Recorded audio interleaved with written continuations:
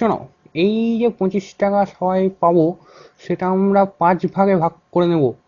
তাতে হবে কি, তুমি আমি ও সবাই 5 জনে 5 টাকা করে পাবো, বুঝলে?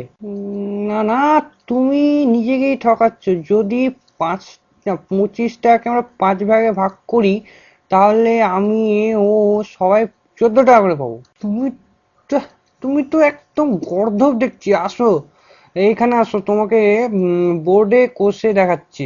দেখো, এই হলো 25, 25কে ভাগ করলাম 5 দিয়ে, হলো 5।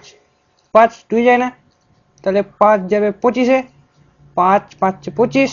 না না, একদিনে বুঝছি তোমার কেন বাবা পয়সা খরচ করে পড়াশোনা শিখিয়েছে।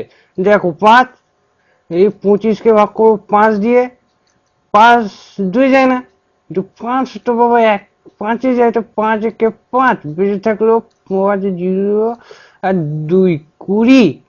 তো 5 20 4 5 20, তো হলো না? হ্যাঁ, 25কে 5 ভাগে ভাগ করলাম, 14 পেলাম। কি যে বলো না, দাও তোমাকে আরেক ভালো করে বুঝাচ্ছি। দেখো, এই হলো 5, 5 5 5-এ 25, বুঝলে? এইটুকু পড়া শিখেছো তুমি? হ্যাঁ, এত বছর ধরে পড়ালাম। হ্যাঁ, ছি। 14 কে 5 দিয়ে গুণ করলাম। 4 5 20। 5 1 5, 20 5 25। এই নাও তোমার না না, বাপরে বাপ। দেখো আমি তোমাদের দেখিয়ে দিচ্ছি, দেখো। উম এইবার দেখো, 5টা 14 যোগ করে আমি দেখিয়ে দিচ্ছি তোমাদের কিভাবে 25 হচ্ছে না। দেখো, ভালো করে দেখবা কিন্তু।